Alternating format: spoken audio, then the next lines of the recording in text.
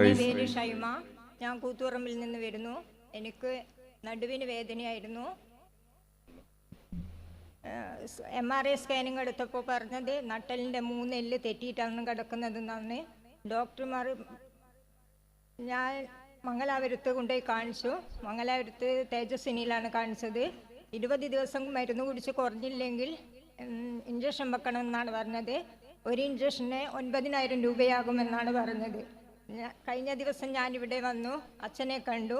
പക്ഷെ എനിക്കിപ്പോൾ നടുവിനൊന്നും വേദനയില്ല. കരമടിച്ച കർത്താവിന് നന്ദി. കഴിഞ്ഞ എന്നാ വന്നത്? പ്രിയപ്പെട്ടവരെ, കഴിഞ്ഞ ചൊവ്വാഴ്ച കാലത്തുവരെ കിടന്ന് ഭക്ഷണം കഴിച്ചുകൊണ്ടിരുന്നേച്ച സഹോദരിയാണ് ഷൈമ. കൂത്തുപറമ്പിലാണ് വീട്.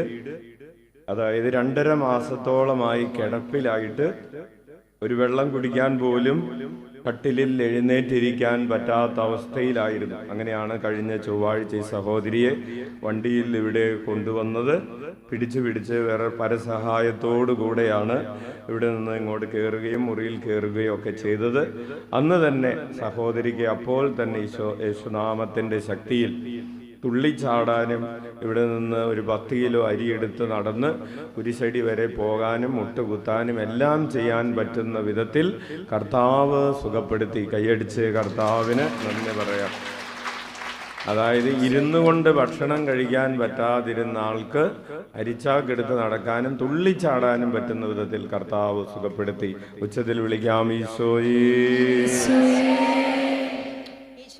അച്ഛനും 1000 നന്ദി പറയുന്നു. അത്ഭുതങ്ങളും